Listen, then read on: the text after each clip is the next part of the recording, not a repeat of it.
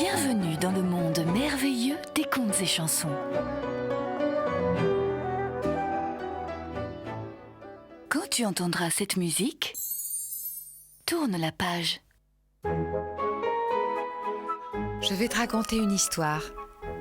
La petite marchande d'allumettes.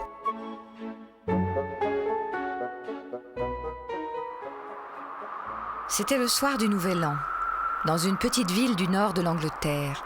Jamais il n'avait fait aussi froid. La neige tombait à gros flocons et un vent glacé soufflait entre les maisons. Dans les rues, il ne restait plus que quelques passants qui se pressaient de rentrer chez eux pour réveillonner.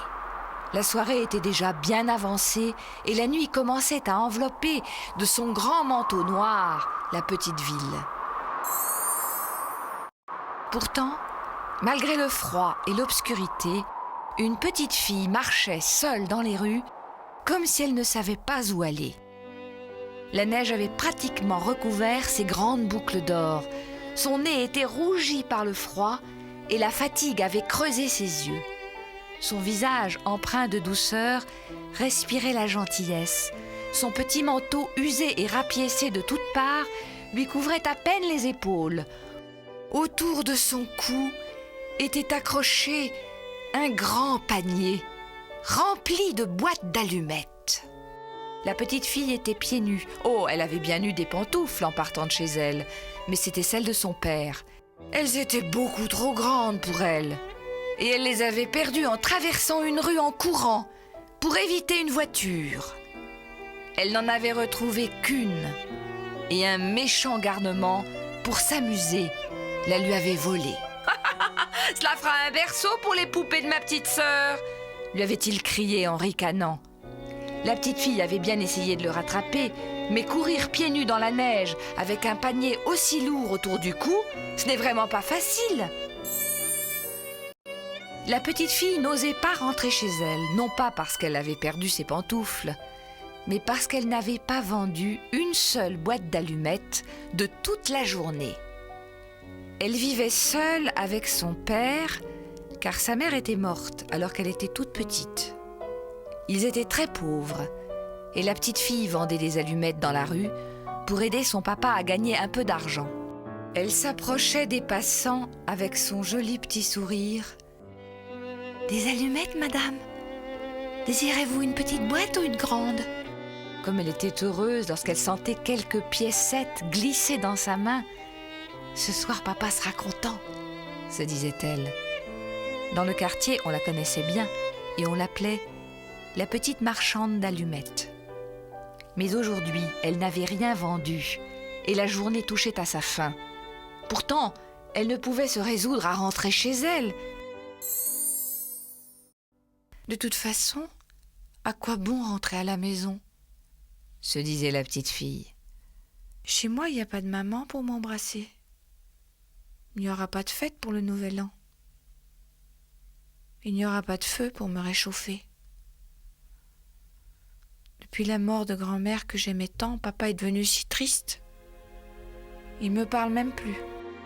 La petite fille avançait dans la neige et les larmes qui coulaient le long de ses joues formaient des perles de glace. La petite marchande d'allumettes n'avait rien mangé depuis la veille. Elle était affamée et grelottait de froid. Elle décida de s'abriter du vent et choisit un petit coin entre deux maisons. Les fenêtres brillaient et une douce odeur de dîner flottait dans la rue.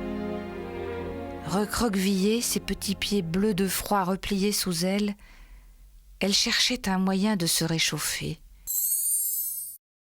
Si seulement j'osais utiliser une de ces allumettes pour me réchauffer les doigts. Une seule petite allumette, papa ne verra rien. Et la petite marchande gratta une allumette. Le feu jaillit. Une flamme chaude et claire s'éleva comme une petite bougie qu'elle entoura de sa main pour la protéger du vent. La lumière était si douce, si agréable, que la petite fille eut soudain l'impression d'être assise dans un fauteuil bien moelleux devant un grand feu de cheminée. Des flammes rouges et or dansaient entre les grosses bûches de bois. Elle brûlait si bien qu'elle réchauffait tout son petit corps. La petite marchande d'allumettes étendait déjà ses pieds pour les réchauffer, mais soudain la flamme s'éteignit.